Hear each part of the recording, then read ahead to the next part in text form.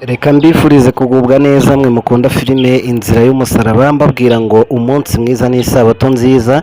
Uyu munsi filime Inzira y'umusaraba yatinze gusohokaho gatoya, ariko ndabizeza ko mu kanya gatoya igiye gusohoka. Abenshi bari kuyisacinga bakanyandikira kuri WhatsApp bakambwira ko ari ibiganiro gusa bari kubona, ari byo bari kujyaho bakabona. Ubwo rero mu kanya gatoya cyane nk'iminota ingahe filime ya nyayo iraza kubigezeho.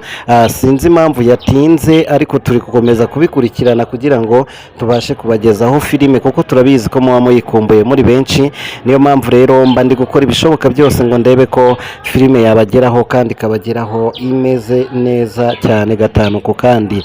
Muraza kubonamo Cyusa ari mu rubanza, muraza kubonamo byinshi bisobanura umubano wa Cyusa ndetse na Iribagiza mu kanya gatoya cyane, nko mu minota 5. ngira ngo ejo namaze kubagezaho iki kiganiro cyo kubihanganisha nayo ihita igeraho.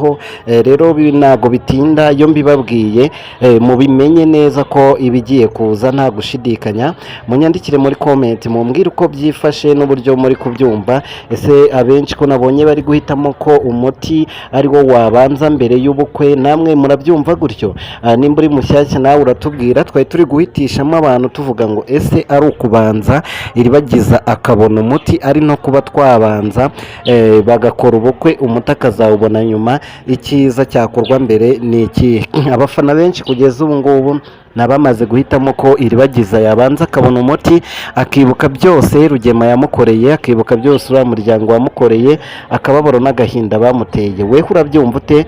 Nawe hitamo ubyandike muri comment. Amajwi menshi niyo azatuma dufata icyemezo gikwiye bitewe n'urukundo muzaba mufitiye iyo seni cyangwa se iyo role. Mugire umugoroba mwiza, bye bye. Filime ni mu kanya muraza guhita muyibona.